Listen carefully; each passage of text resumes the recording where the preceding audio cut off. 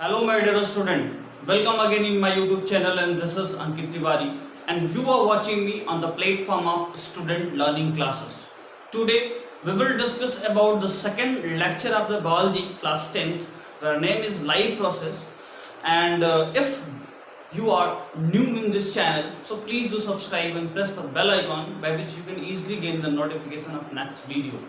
So let's start to talk about मेरे प्यारे बच्चों पिछले वीडियो में जो है हम लोगों ने ओसोफेगस तक बात कर लिया था और ओसोफेगस कहा था कि जो ओसोफेगस होता है उसमें किसी भी तरह की कोई डाइजेस्टिव एंजाइम नहीं पाई जाती है। अब बात को आगे बढ़ाते हैं। खाना ओसोफेगस में जब इंटर करता है तो उस खाना को हम क्या कहते हैं? उस खाना को हम बोलस कहते हैं, है ना, यानी कि फूड इन ओसोफेगस, है ना। Food in esophagus is considered as a bolus. What is bolus? तो food plus saliva. Food plus saliva is considered as a what? Bolus. खाना हमारा फूड पाइप के थ्रू यानी ओसोफेगस के थ्रू स्टमक में जाएगा। मेरे प्यारे बच्चों, स्टमक में दो चीजें ध्यान देने वाली हैं। एक तो HCl निकलता है जो कि क्या करता है, बैक्टीरिया को मारने में हेल्प करता है, और दूसरा प्रोटीन को पचाने वाले जो डाइजेस्टिव एंजाइम होते हैं जो कि स्टमक में इनएक्टिव फॉर्म में होते हैं उन्हें एक्टिवेट करता है, उन्हें एक्टिव करता है। अब कैसे करता है थोड़ा समझने की कोशिश करते हैं। जैसे मैंने कहा, देखो बच्चों, हमारे जो स्टमक है उस स्टमक में जो एंजाइम है वो इनएक्टिव फॉर्म में होता है। वो कौन सा एंजाइम? जैसे कि पेप्सिनोजेन। पेप्सिनोजेन एक inactive form of the enzyme है और एक होता है प्रोरेनिन, है ना, प्रोरेनिन। तो पेप्सिनोजेन और प्रोरेनिन ये दो ऐसे प्रोटीन डाइजेस्टिव एंजाइम है जो इनएक्टिव फॉर्म में होते हैं। अब इनके ऊपर HCl काम करता है। जब काम करेगा तो क्या बनाएगा इनको? पेप्सिनोजेन से पेप्सिन बना देता है और प्रोरेनिन से रेनिन बना देता है और इस तरह से अब ये एक्टिव एंजाइम हो जाते हैं। पेप्सिन क्या करता है? प्रोटीन, सभी तरह के प्रोटीन को डाइजेस्ट करता है। और आप जो रेनिन देख रहे हैं, ठीक है, पेप्सिन जो है सभी तरह के प्रोटीन का डाइजेशन करता है और आप जो रेनिन देख रहे हैं ये मिल्क प्रोटीन का डाइजेशन करता है। क्या करता है? मिल्क प्रोटीन का डाइजेशन करता है। मेरे प्यारे बच्चों, मिल्क में जो प्रोटीन पाई जाती है उसका नाम है कैसीन प्रोटीन और मिल्क में जो शुगर पाई जाती है उसका नाम है लैक्टोज शुगर। तो मिल्क में जो प्रोटीन पाई जाती है उसका नाम है कैसीन प्रोटीन और मिल्क में जो शुगर पाई जाती है उसका नाम है लैक्टोज शुगर। ठीक है, क्लियर? अब देखो, हमारे स्टमक में क्वेश्चन पूछा जाता है कि हमारे स्टमक में भाई HCl का pH 1.8 के आसपास होता है, तो उस एसिडिक pH से हमारे स्टमक की दीवार को बचाने के लिए कौन सा केमिकल रिलीज होता है? तो मेरे प्यारे बच्चों, हमारे जो स्टमक हैं उसमें 3 तरह की सेल पाई जाती है, उसमें उनका अलग अलग तरीके का सेक्रेशन होता है। मैं आपको बताने की कोशिश करता हूँ। पहला सेल होता है म्यूकस सेल। म्यूकस सेल जो होती है वो म्यूकस और बाइकार्बोनेट निकालती है। ठीक है, म्यूकस एंड बाइकार्बोनेट निकालती है जो क्या करता है, एसिड को न्यूट्रलाइज करता है। एसिड को न्यूट्रलाइज करता है मतलब जैसे ही एसिड स्टमक की दीवार पे आएगी एसिड के साथ वो रिएक्शन करके उसको न्यूट्रल कर देता है, क्योंकि एसिड जब किसी बेस के साथ रिएक्शन करता है तो सॉल्ट बनाता है और इस तरह से वो न्यूट्रल पीएच गेन कर लेता है ऑन एवरेज। कभी कभी ऐसा होता है कि जब हम स्ट्रॉन्ग एसिड और वीक बेस या वीक एसिड स्ट्रॉन्ग बेस लेते हैं तो चीज़ें चेंज होती हैं, पर यहाँ ऐसा होता नहीं है। म्यूकस और बाइकार्बोनेट रिएक्शन करके किसी तरह से स्टमक की दीवार को क्या करते हैं, टूटने से, खराब होने से बचाते हैं। और अगर स्टमक की दीवार खराब हो जाती है तो उस बीमारी को हम पैप्टिक अल्सर कहते हैं, यानी अल्सर हो गया है हमारे स्टमक के अंदर। अल्सर तभी होता है जब HCl ज़्यादा निकले। ऐसा तब होता है जब हमारे पेट में जो कहते हैं कि एसिडिटी बढ़ जाए। पेट में जब एसिडिटी बढ़ती है तो हमारा जो म्यूकस और बाइकार्बोनेट है उतने अच्छे से काम नहीं कर पाता, मतलब काम तो करता है अपने अमाउंट में नहीं काम करता है। तो जो स्टमक की दीवार है वो फट जाती है, तो उस बीमारी को हम पैप्टिक अल्सर बोलते हैं। ठीक है, तो म्यूकस और बाइकार्बोनेट हमारे म्यूकस सेल से निकलता है। अब एक होता है पेप्टिक सेल। पेप्टिक सेल से निकलता है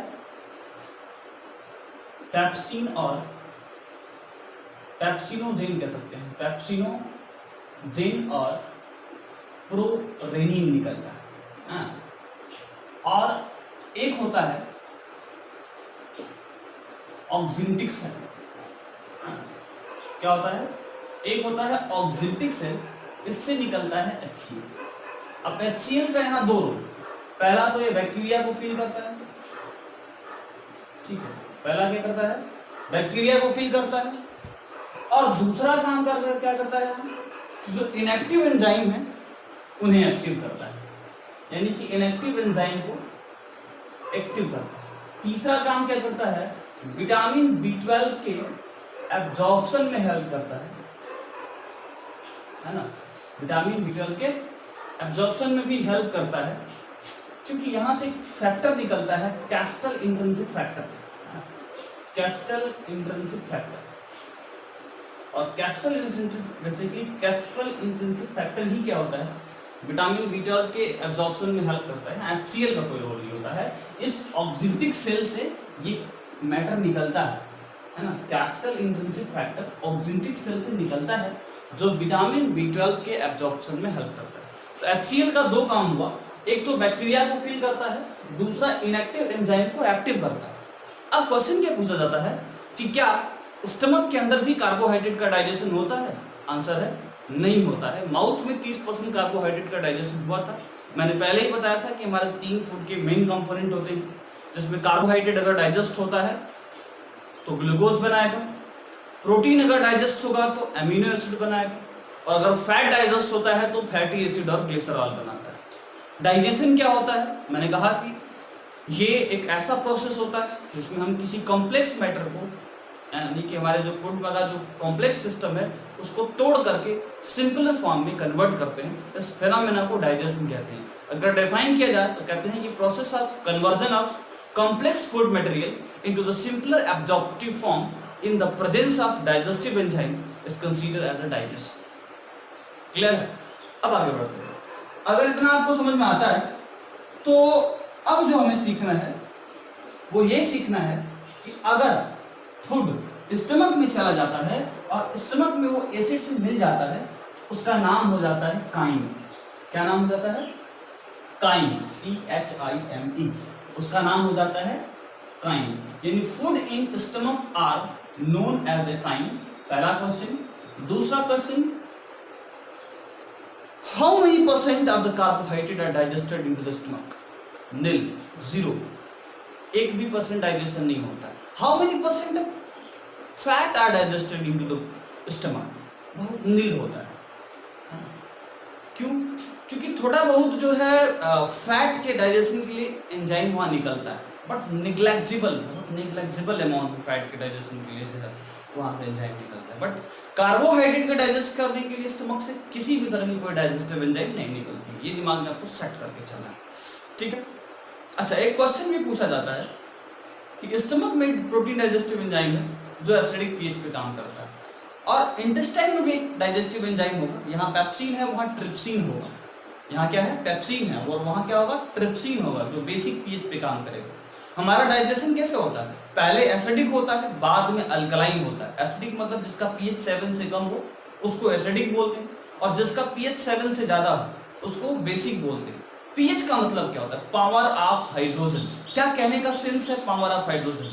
अगर आप पानी में एसिड को डालते हो तो बताया जाता है कि एसिड में H+ निकालने की क्षमता होती है। पानी में H+ की मात्रा को क्या करता है? बढ़ाता है कौन? एसिड।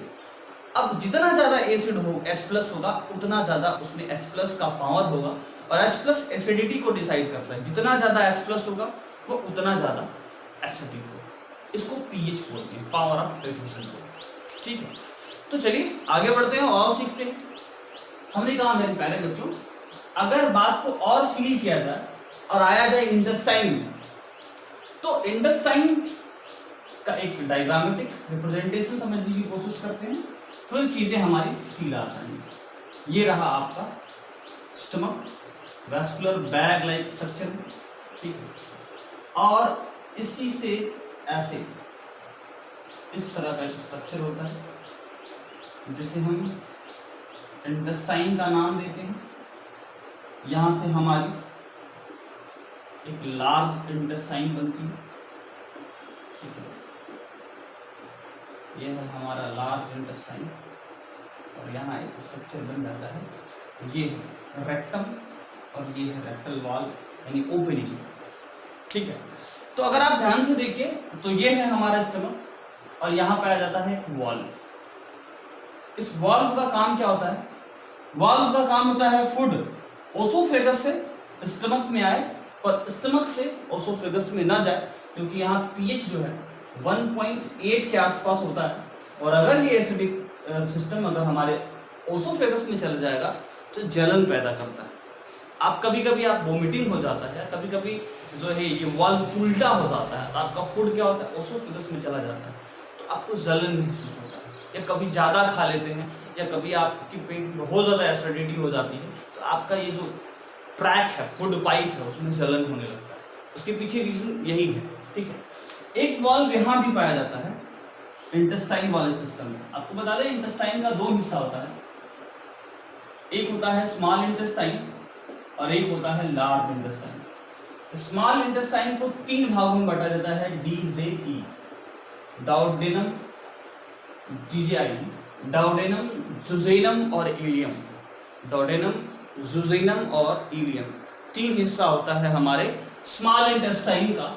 और जो लार्ज इंटेस्टाइन होता है उसके भी हिस्से होते हैं और उसके भी तीन ही हिस्से होते हैं, सीकम, कोलन और रेक्टम। मैंने क्या बोला?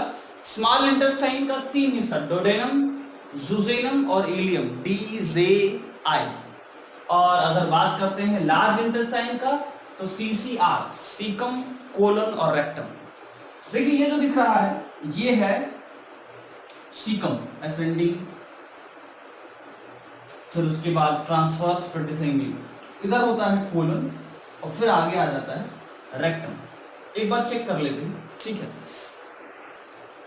तो सीकम यहां से स्टार्ट होता है, ये यहां वाला हिस्सा सीकम होता है। यहां एक स्ट्रक्चर पाया जाता है जिसको हम वर्मीफॉर्म अपेंडिक्स कहते हैं। और कभी कभी आपने सुना होगा कि किसी को अपेंडिक्स की बीमारी हो गई है। अपेंडिक्स की बीमारी का मतलब क्या है? अपेंडिक्स एक वेस्टिजियल ऑर्गन है, हमारी जो लार्ज इंटेस्टाइन है उसकी जो लंबाई होती है लगभग 1.8 से 1.9 मीटर के आसपास होती है।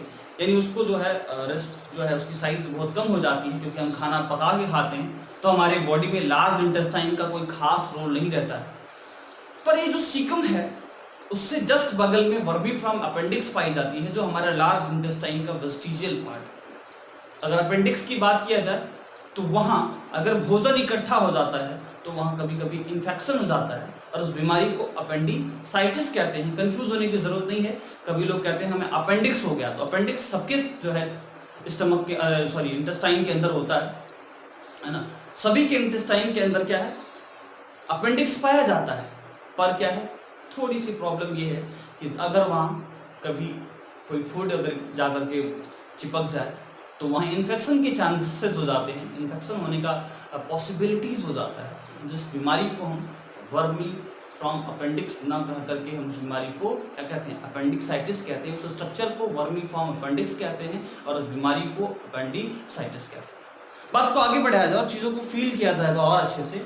ये जो दिख रहा है ये है कोलन, ये है सीकम, ये जो यहाँ दिख रहा है स्ट्रक्चर यहाँ का सीकम, ये है colon, ascending colon, descending transverse colon, और ये है डिसेंडिंग कोलन, और ये है रेक्टम, ठीक है, और ये है रेक्टल वॉल। ये आपको ध्यान रखना है। खाना अल्टीमेटली जो है आपका यहाँ आकर के गैदर्ड होता है, इकट्ठा होता है, और फिर ब्रेन को सिग्नल जाता है कि भोजन हमारा जो है गैदर्ड हो गया है, इकट्ठा हो गया है, उसे निकालना बहुत ज़रूरी है क्योंकि हमारे लिए नुकसानदायक होगा। इसलिए जो है हम फीकल पास करते हैं। आगे बढ़ते हैं और बात को सीखने की कोशिश करते हैं। हमने कहा कि यहाँ से एक वाल्व होती है जो फूड को यानी काइन को हमारे इंटेस्टाइन में ले जाती है। उसके जस्ट बगल में एक पत्ती जैसा स्ट्रक्चर होता है। इस स्ट्रक्चर का नाम है, एक तरह की मिक्स ग्लैंड है जिसका नाम है pancreas. Pancreas is basically type of mix gland, जो कि मिक्स ग्लैंड का मतलब होता है जो एक्सोक्राइन और एंडोक्राइन दोनों होती है। एक्सोक्राइन और एंडोक्राइन दोनों। चलिए समझते हैं एक्सोक्राइन और एंडोक्राइन का मतलब क्या होता है। देखिए एक्सोक्राइन ग्लैंड जो होती है वो किसी पर्टिकुलर पाइप से होकर के जाती है, किसी पर्टिकुलर ट्रैक से होकर के जाती है, यानी इसको डक्टेड ग्लैंड बोलते हैं। एक्सोक्राइन ग्लैंड को क्या बोलते हैं? डक्टेड ग्लैंड बोलते हैं। और जो एंडोक्राइन ग्लैंड है उसे हम डक्टलेस ग्लैंड बोलते हैं। क्या बोलते हैं बच्चों? डक्टलेस ग्लैंड बोलते हैं। जो एक्सोक्राइन ग्लैंड होता है उससे एंजाइम निकलता है, और एंजाइम क्या होता है मैंने पिछली क्लास में आपको बताया था। It is a type of biocatalyst जो रेट ऑफ रिएक्शन को 1000 टू लाख गुना बढ़ा देता है। यानी कि अगर एक एग्जांपल लिया जाए तो आपके शरीर में अगर भोजन 4 घंटे में पचता है तो वही भोजन अगर आपकी बॉडी में अगर एंजाइम नहीं है तो हो सकता है कि वो 6 से 7 साल ले ले। Not to be surprise here, 6 से 7 साल का समय लग सकता है एक बार भोजन के पचाने में। यानी एंजाइम कहाँ से निकलता है? तो एक्सोक्राइन ग्लैंड से निकलता है। और हार्मोन कहाँ से निकलता है? एंडोक्राइन ग्लैंड से निकलता है। और हार्मोन के बारे में हम चर्चा करेंगे, और यहाँ सिंपली यहाँ जान लीजिए कि हार्मोन कहाँ से निकलता है? एंडोक्राइन ग्लैंड से निकलता है, जिसे हम डक्टलेस ग्लैंड कहते हैं, क्योंकि हार्मोन सीधे ब्लड में जाता है और ब्लड में जा करने के बाद वो ट्रैक से चलते हुए, ब्लड के थ्रू चलते हुए जहाँ काम करना होता है वहाँ वो काम करता है। अगर एक बात और ध्यान दिया जाए तो एंजाइम है जो है वो जहाँ बनता है वहीं काम करता है, पर हार्मोन के साथ ऐसा नहीं होता है। हार्मोन जहाँ बनता है वहाँ न काम करके किसी दूसरी जगह काम करता है, टारगेट टिश्यू पे काम करता है जहाँ हमें उसका जरूरत है, चीजें फील आ रही है। चलिए बात को आगे बढ़ाते हैं और समझने की कोशिश करते हैं। मैंने कहा कि ये जो पेनक्रियाज है it is a type of mix gland, जिसमें अभी हमें जिसके बारे में चर्चा करनी है वो है एक्सोक्राइन ग्लैंड, क्योंकि अभी हम बात कर रहे हैं डाइजेशन की, और डाइजेशन में एंजाइम का बड़ा रोल है।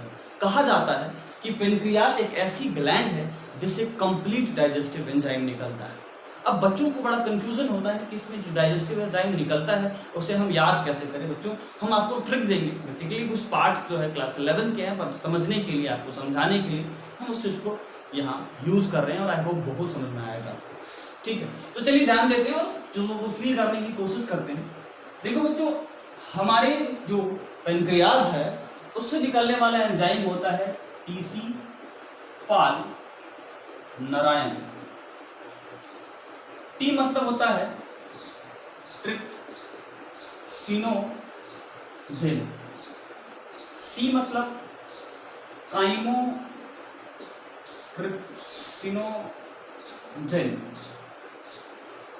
पी मतलब होता है प्रो कार्बोक्सी पेप्टाइडेज, ए मतलब होता है एमाइलेज, और एल मतलब होता है लाइपेज। अगर सभी बातों पर एक एक करके प्रकाश डाला जाए, यानी कि समझने की कोशिश किया जाए, और एन से होता है न्यूक्लियस, ये तो बोलना भूल ही है। एन से क्या होता है? न्यूक्लियस। न्यूक्लियस। तो बच्चों ट्रिप्सिनोजेन ये इनएक्टिव फॉर्म में होता है। ठीक है, क्या होता है? हमारे इंटेस्टाइन के अंदर इनएक्टिव फॉर्म में होता है, और इसको एक्टिवेट करने के लिए हमारे इंटेस्टाइन की दीवार से एक एंजाइम निकलता है एंटेरोकाइनेज। एंटेरोकाइनेज नाम का एंजाइम निकलता है जो क्या करता है? इस ट्रिप्सिनोजेन को एक्टिवेट करता है, और जब ट्रिप्सिनोजेन को एक्टिवेट करता है तब ये ट्रिप्सिनोजेन एक्टिव ट्रिप्सिन में कन्वर्ट हो जाता है। ये भी एंजाइम कैसा है? इनएक्टिव ही होता है। इसको एंटेरोकाइनेज जब एक्टिवेट करता है तो एक्टिव ट्रिप्सिन में कन्वर्ट हो जाता है, फिर वो फर्दर सारे एंजाइम को क्या कर देता है? एक्टिवेट कर देता है। जैसे एक घर पे अगर एक इंसान अगर ढंग से पढ़ लिख ले और आईएएस बन जाए तो घर के सारे मेंबर धीरे धीरे उनके जो बॉडी लैंग्वेज है, उनके रहने का जो तरीका है वो बदल जाता है, जैसा हमने देखा है। तो यहाँ भी कुछ ऐसा ही है कि एंटेरोकाइनेज जब इसके ऊपर काम करता है तो जो ट्रिप्सिनोजेन है वो ट्रिप्सिन में कन्वर्ट हो जाता है, फिर काइमोट्रिप्सिन में प्रोकार्बोक्सीपेप्टाइड में कन्वर्ट हो जाता है और इस तरह से ये तीनों प्रोटीन को पचाने वाले एंजाइम हैं। यहाँ एमाइलेज जो है वो कार्बोहाइड्रेट को पचाता है, लाइपेज फैट को पचाता है और न्यूक्लियस डीएनए और आरएनए यानी कि न्यूक्लिक एसिड को पचाने में हेल्प किया जाता है और इस तरह से कंप्लीट डाइजेस्टिव एंजाइम है। इसके अलावा हमारे इंटेस्टाइनल म्यूकोसा से भी डाइजेस्टिव एंजाइम निकलते हैं जो भोजन को पचाने में हेल्प करते हैं। चीजें फील आ रही हैं, एक बार फिर से समझ लेते हैं। मैंने क्या पढ़ा, मैंने कहा बच्चों देखो ओसोफेगस में किसी भी तरह का कोई डाइजेशन नहीं पाया जाता है। आपका खाना क्या हुआ, ये इस जो है वॉल्व से आपके स्टमक में आता है, स्टमक में वो HCl के साथ मिल जाता है और जब HCl के साथ मिल जाता है तो उसे हम क्या कहते हैं, उसे हम काइम कहते हैं। वो हमारा भोजन जो है फिर इंटेस्टाइन में जाता है। इंटेस्टाइन में पीएच बेसिक होता है, बेसिक पीएच इसलिए होता है क्योंकि उसी पेनक्रियाज से निकलता है बाइल। क्या निकलता है, बाइल पिगमेंट और बाइल साल्ट। ठीक है, बाइल पिगमेंट निकलता है और बाइल साल्ट निकलता है जो हमारे इंटेस्टाइन के पीएच को क्या करता है, बेसिक कर देता है। अब इनके बारे में हम चर्चा करेंगे, बाइल पिगमेंट और बाइल साल्ट के बारे में, पर अभी और आगे बढ़ते हैं, पहले चीजों को समझते हैं। मैंने कहा स्टमक जो है उसके अंदर भोजन आया तो उसमें बैक्टीरिया था, उसमें और भी कुछ हार्मफुल चीजें थी, उसको HCl मीडियम पाते हुए, एसिडिक मीडियम पाते हुए वो सारी चीजें मर जाती हैं। हमारे स्टमक के अंदर प्रोटीन को पचाने वाला एंजाइम पाया जाता है, कार्बोहाइड्रेट को पचाया जाने वाला एंजाइम एकदम नहीं पाया जाता है, फैट को पचाया जाने वाला एंजाइम थोड़ा बहुत पाया जाता है, बहुत नील अमाउंट में। ठीक है ना, अब थोड़ा आगे बढ़ा जाए, आ जाए अगर इंटेस्टाइन पे, स्मॉल इंटेस्टाइन पे, तो उसके जस्ट बगल में एक स्ट्रक्चर पाया जाता है पेनक्रियास। पेनक्रियास को मिक्स ग्लैंड कहते हैं क्योंकि उसमें से हार्मोन और एंजाइम दोनों निकलता है। हार्मोन जो है जहाँ निकलता है वहाँ काम नहीं करता है, दूसरे सिस्टम पे काम करता है, दूसरे टारगेट टिश्यू पे काम करता है। एक तरह का केमिकल मैसेंजर होता है हमारे बॉडी में, है ना। हार्मोन बहुत कम अमाउंट में निकलता है, पढ़ेंगे इसके बारे में कंट्रोल और कोऑर्डिनेशन चैप्टर में, पर अभी इतना है। एंजाइम के बारे में बात करते हैं। मैंने कहा कि जो आपका पेनक्रियाज है वहाँ से कंप्लीट डाइजेस्टिव एंजाइम निकलता है। कंप्लीट डाइजेस्टिव एंजाइम कौन कौन से निकलते हैं, तो TC Pal Narayan, trypsinogen, chymotrypsinogen, procarboxypeptidase, amylase, lipase और न्यूक्लियस। ऊपर वाले तीन जो होते हैं वो प्रोटीन को पचाते हैं, उसके नीचे वाला आप देख रहे हैं वो कार्बोहाइड्रेट को पचाएगा, उसके बाद एक उसके नीचे है फैट को पचाएगा और यहाँ जो है न्यूक्लिक एसिड को पचाएगा। इस तरह से इससे कंप्लीट डाइजेस्टिव एंजाइम निकला, थोड़ा बहुत डाइजेशन हुआ। उसके बाद डाइजेशन को और 100% करने के लिए हमारे इंटेस्टाइनल म्यूकोसा से भी डाइजेस्टिव एंजाइम निकलते हैं जो हमारे भोजन को कंप्लीटली डाइजेस्ट कर देते हैं और अल्टीमेटली हमारे भोजन का एब्जॉर्प्शन हमारे स्मॉल इंटेस्टाइन के लास्ट एंड में होता है, जिसको हम इलियम कहते हैं, ILIEM। ठीक है, तो इलियम कहते हैं जहां हमारे क्या भोजन का एब्जॉर्प्शन होता है। ये तो हो गई बात, लेकिन अब अगर हम यहाँ थोड़ा सा और प्रकाश डालें बाइल पिगमेंट और बाइल साल्ट पे। मेरे प्यारे बच्चों, जो बाइल पिगमेंट और बाइल साल्ट होता है, बाइल पिगमेंट हमारे फीकल मटेरियल को स्मेल दिलाता है और जो फैट, अब हम थोड़ा सा फैट पे प्रकाश डालेंगे, फैट का डाइजेशन थोड़ा कॉम्प्लेक्स होता है। फैट का डाइजेशन इतना आसान नहीं होता है, थोड़ा समझते हैं क्या होता है। तो अभी हम सीखेंगे इमल्सिफिकेशन ऑफ फैट। अगर इतना आपको समझ में आ गया तो अब हम सीखेंगे इमल्सिफिकेशन ऑफ फैट। देखिए फैट जो है हमारा न तो माउथ में डाइजेस्ट हुआ, न तो स्टमक में डाइजेस्ट हुआ, न ओसोफेगस में डाइजेस्ट हुआ, अब आ गया वही इंटेस्टाइन। थोड़ा बहुत कार्बोहाइड्रेट का डाइजेशन हुआ था, वो आ करके थोड़ा बहुत उसको पेनक्रियाज डाइजेस्ट किया और अल्टीमेटली उसको हमारे इंटेस्टाइनल म्यूकोसा से एंजाइम निकली और कंप्लीट हमारे कार्बोहाइड्रेट और प्रोटीन का डाइजेशन हो गया। फैट का डाइजेशन कैसे होता है हम आपको थोड़ा समझाते हैं। फैट का डाइजेशन थोड़ा कॉम्प्लेक्स होता है। फैट को डाइजेस्ट करना मुश्किल इस तरह से होता है, छोटी सी कहानी से मैं आपको समझाने की कोशिश करता हूँ। मेरे प्यारे बच्चों, मान लीजिए एक आतंकवादी है जो पाकिस्तान से इंडिया में आना चाहता है। पाकिस्तान से इंडिया में आने के लिए उसने क्या किया, एक फर्जी, एक ऐसी मान लो ऐसे ही नॉर्मली आ गया पहले, है ना, जहाज पकड़ के और इंडिया आने की कोशिश किया, नहीं आ पाया। बॉर्डर पार करके आने की कोशिश किया, मार के भगा दिया गया। फिर क्या करेगा, फिर जाता है और दूसरा रास्ता अपनाता है। दूसरा रास्ता क्या करता है, दूसरा रास्ता वो वीजा बनाएगा और फिर पाकिस्तान से इंडिया आने की कोशिश करेगा, लेकिन फिर पकड़ा जाता है।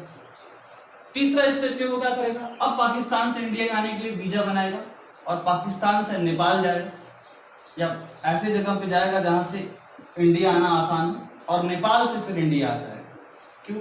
नेपाल में लोग इतना ध्यान नहीं देंगे और इतना अच्छे से जो है उनके वीजा को चेक नहीं करेंगे, तो आराम से जो है यहाँ आ सकता है। ऐसा ही हमारे फैट का डाइजेशन होता है। थोड़ा हम समझाते हैं। देखिए, जो फैट जो है हमारे इंटेस्टाइन के अंदर पाई जाती है, फिंगर लाइक स्ट्रक्चर, जिसको हम इंटेस्टाइनल विलाई कहते हैं, जो भोजन को अब्जॉर्प्शन में हेल्प करती है। कार्बोहाइड्रेट का डाइजेशन होकर के ग्लूकोज बन चुका था, प्रोटीन का डाइजेशन होकर के एम्यूनो एसिड बन चुका था और आराम से हमारे ब्लड में वो जा चुका था। पर जो भी झोल हो रहा है वो किसके साथ हो रहा है? फैट के साथ हो रहा है। हो क्या रहा है हम समझते हैं थोड़ा। मैंने कहा कि जैसे फैट है तो फैट जो है वो डाइजेस्ट होकर के कहाँ जाए, जा करके वो विलाई पे कहेगा भाई हमें भी एब्जॉर्ब कर लो, पर फैट का डाइजेशन इतना आसान तो नहीं है ना। तो फैट को डाइजेस्ट करने के लिए कहानी बनाई गई। यहाँ इस पे काम करता है बाइल साल्ट। बाइल साल्ट क्या करता है? इसको छोटे छोटे टुकड़ों में तोड़ता है। ठीक है, इस स्ट्रक्चर को हम मिसल्स कहते हैं। क्या कहते हैं? मिसल्स कहते हैं। यानी बाइल साल्ट ने इसको छोटे छोटे टुकड़ों में तोड़ा, जिसको हम क्या बोलेंगे? मिसल्स कहेंगे। अभी मिसल्स गए विलाई के पास, भैया मेरे को एब्जॉर्ब कर लो, मेरे को एब्जॉर्ब कर लो, वो भगा दिया। अच्छा, तब ये क्या किए? तब ये अपने ऊपर विलाई को बेवकूफ बनाने के लिए उसके ऊपर प्रोटीन की कवरिंग बनाए। उस प्रोटीन की कवरिंग को हम लोग काइलो माइक्रोन कहेंगे। यानी ये है फैट और फैट के ऊपर ये रही प्रोटीन की कवरिंग। तो फैट के ऊपर प्रोटीन की कवरिंग को हम लोग काइलो माइक्रोन कहते हैं। अब ये काइलो माइक्रोन दोबारा जाता है विलाई के पास, मेरे को अब्जॉर्ब कर लो, वो फिर भगा देता है। तब तीसरे स्टेप में भाई ब्लड में तो फैट पहुंचाना है, तो तीसरे स्टेप में वो हमारे जो लिम्फ वेसल होती है, जिसे हम लैक्टियल्स कहते हैं, लिम्फ में जा करके, अब हमारे वीडियोस में हमने लिम्फ के बारे में मेंशन किया है। अगर ट्रांसपोर्ट सिस्टम में अगर आप जाके पढ़ेंगे, हमने इस पर पूरे चैप्टर का वीडियो बना रखा है, तो उसको आप देख सकते हैं। तो अगर आप ध्यान से देखें तो जो काइलोमाइक्रोन है उसमें फैट जो है, फैट के ऊपर प्रोटीन की कवरिंग हो जाती है और फिर जाता है कहाँ? फिर जाता है विलाई के पास, भैया मेरे को अब्जॉर्ब कर लो। विलाई फिर उसको भगा देता है। तब वो जाता है कहाँ? लिम्फ वेसल्स यानी लैक्टियल्स के पास, और अब लैक्टियल्स उसको अब्सॉर्ब करती है। ये आपको ध्यान रखना है। तो what is emulsification of fat? Basically देखिए, फैट का एब्जॉर्प्शन डायरेक्टली जो है विलाई उसको अब्सॉर्ब नहीं कर पा रही थी। जब नहीं एब्जॉर्ब कर पा रहे थे तो उसके ऊपर बाइल साल्ट काम किया, जो फैट को छोटे छोटे टुकड़ों में तोड़ा, जैसे हम मिसल्स कहते हैं, और मिसल्स फिर एब्जॉर्ब नहीं हो पाया, तो उसको फिर उसके ऊपर प्रोटीन कोटेड फैट ग्रेनुल्स यानी कि फैट के ऊपर प्रोटीन की कवरिंग बनाई गई, जिसको काइलोमाइक्रोन कहा गया। और काइलोमाइक्रोन अल्टीमेटली क्या होता है? लैक्टियल्स में जाकर के यानी कि लिम्फ वेसल्स में जाके एब्जॉर्ब होता है। आपके एग्जाम में क्या पूछा जाएगा? What is emulsification of fat? तो आप सिंपली बोलेंगे process of conversion of fat globules into the chylomicron. Process of conversion of fat globules into the chylomicron, bracket में लिखिएगा प्रोटीन कोटेड फैट। समझ में आ रहा है? तो process of conversion of what? Process of conversion of fat globules into the chylomicron in the presence of bile salt is known as emulsification of fats. It's a very important thing. आपको कई बार पूछा गया है class 10th के board exam में, इसको आप ध्यान में रखिए। आगे बढ़िए, चलिए ध्यान दीजिएगा। जितना आपको समझ में आ गया तो चीजें समझ में आ गई कि भाई ये सीधे फैट जो है यानी कि छोटे छोटे टुकड़े में टूट करके विलाई में गया तो नहीं एब्जॉर्ब हुआ, यानी पाकिस्तान से इंडिया में गया तो नहीं एब्जॉर्ब हुआ। फिर प्रोटीन की कवरिंग हुई, फिर यानी कि वीजा बना करके आया, ठीक है, तो फिर भी पाकिस्तान से इंडिया में नहीं आ पाया। तब तीसरा रास्ता क्या ये किया उसने, यानी पाकिस्तान से इंडिया यानी कि वो फैट ग्लोब्यूल्स पहले लैक्टियल्स में गया, नेपाल को लैक्टियल्स में आ गया और लैक्टियल्स से फिर इंडिया यानी कि ब्लड में आ गया। ये आपको ध्यान रखना है। क्लियर है? आई होप आपको समझ में आया होगा। आगे बढ़ते हैं और चीज़ों को और फील करने की कोशिश करते हैं। हम लोगों ने जो अभी फिर से स्टडी किया मैं आपको बता दूं, हमने कहा ओसोफेगस में किसी भी तरह की कोई डाइजेस्टिव एंजाइम नहीं पाई जाती है, स्टमक के अंदर HCl पाया जाता है जो बैक्टीरिया को मारने और कुछ इनएक्टिव एंजाइम को एक्टिवेट करने में यूज होता है। पेप्सिनोजेन को पेप्सिन में, प्रोरेनिन को रेनिन में। पेप्सिनोजेन यानी पेप्सिन जो होता है वो प्रोटीन डाइजेस्टिव एंजाइम होता है और rennin milk protein digestive enzyme होता है, जिसका अमाउंट धीरे धीरे समय के साथ उसका जो है अमाउंट कम होते जाता है, क्योंकि मिल्क की डिपेंडेंसी ह्यूमन बीइंग की एज बढ़ने के साथ कम हो जाती है। इसलिए जो बुजुर्ग लोग होते हैं उन्हें मिल्क थोड़ा सा कम दिया जाता है, कहा जाता है कि उनको दही दिया जाए, थोड़ा आसानी से डाइजेस्ट हो सके, क्योंकि जो मिल्क को जो डाइजेस्ट करने वाला एंजाइम होता है उसका अमाउंट धीरे धीरे हमारे बॉडी में कम होने लगता है। थोड़ा बात को और ध्यान दिया जाए तो उसके बाद मैंने कहा कि यहाँ फैट का लगभग नील जो है डाइजेशन होता है और कार्बोहाइड्रेट का डाइजेशन नहीं होता है। स्टमक की दीवार को HCl से बचाने के लिए म्यूकस और बाइकार्बोनेट रिलीज होता है, जो कि स्टमक की दीवार को क्या करता है, एसिडिक पीएच से बचाता है। बात को थोड़ा और आगे बढ़ाएं तो हमने कहा कि अब वो खाना जो भोजन जो हमारे HCl से मिल गया उसको काइम कहते हैं, वो इंटेस्टाइन में जाता है। इंटेस्टाइन में हमारा जो लीवर होता है, लीवर से निकलता है क्या, लीवर से निकलता है बाइल। बाइल कहाँ से निकलता है, लीवर से। स्टोर होता है गाल ब्लैडर में और रिलीज कहाँ होता है, डाउडेनम। रिलीज कहाँ होता है, डाउडेनम में। निकलता है बाइल लीवर से, स्टोर होता है गाल ब्लैडर में और रिलीज होता है डाउडेनम में। डाउडेनम में बाइल के साथ बाइल पिगमेंट और बाइल साल्ट होता है। बाइल पिगमेंट जो होता है वो हमारे फीकल मटेरियल को स्मेली बनाता है और बाइल साल्ट जो होता है वो इमल्सिफिकेशन ऑफ फैट में हेल्प करता है। उसी के बगल में पेनक्रियाज भी है, पेनक्रियाज का भी जो है एंजाइम जो है उसी डाउडेनम में खुल आता है ना। उसके बारे में भी थोड़ा चर्चा करेंगे हम लोग, है ना, या आपके सिलेबस में नहीं, तो बहुत ज़्यादा बात नहीं कर रहे हैं कि कॉमन बाइल डक्ट ये सब आपके सिलेबस में नहीं। तो बस इतना समझ लीजिए कि पेनक्रियाज से भी निकलने वाला एंजाइम आपके इंटेस्टाइन में आता है, कंप्लीट डाइजेस्टिव एंजाइम। कौन कौन सा डाइजेस्टिव एंजाइम बताया, TC पाल नारायण, आसानी से आप याद कर लेंगे। फिर आपका डाइजेशन थोड़ा सिंपल हुआ और उसको डाइजेस्ट किया जाता है। पॉलीसैकेराइड को डाइसैकेराइड और डाइसैकेराइड को मोनोसैकेराइड में कन्वर्ट करने के लिए जो है 2 बार डाइजेशन होता है, यानी कि पेनक्रियाज डाइजेस्ट किया, फिर इंटेस्टाइनल म्यूकोसा से भी एंजाइम निकलते हैं जो कंप्लीट डाइजेशन कर लेते हैं और फिर आपकी इलियम में एब्जॉर्प्शन, मैक्सिमम एब्जॉर्प्शन अगर पूछा जाए कि इंटेस्टाइन किस वाले हिस्से में होता है तो इलियम में होता है, जिसमें प्रोटीन और कार्बोहाइड्रेट का बड़ा आसानी से डाइजेशन हो जाता है, यानी कि एमिनो एसिड और ग्लूकोज का बड़ी आसानी से डाइजेशन हो जाता है। लेकिन फैट का जो कि फैटी एसिड और ग्लिसरॉल में कन्वर्ट होता है उसका डाइजेशन होने के लिए हम लैक्टियल्स का सहारा लेते हैं। तो ये इतनी सारी बातें रही स्मॉल इंटेस्टाइन के बारे में। लार्ज इंटेस्टाइन में 3 हिस्सा होता है, सीकम, कोलन, रेक्टम। इसमें कुछ खास नहीं होता है, ये वाटर का एब्जॉर्प्शन करते हैं। अब जो भी अनवांटेड, अनएब्जॉर्ब और अननेसेसरी टॉक्सिक मटेरियल जो हमारे बॉडी में बचा हुआ है उसको रिलीज करना बहुत ज़रूरी होता है और इस रिलीज करने के प्रोसेस को हम लोग इजेशन कहते हैं। तो आज की इस वीडियो में इतना ही, फिर मिलेंगे एक नई शुरुआत, नई दिशा और नए जोश व जुनून के साथ अगले वीडियो में। तब तक के लिए धन्यवाद।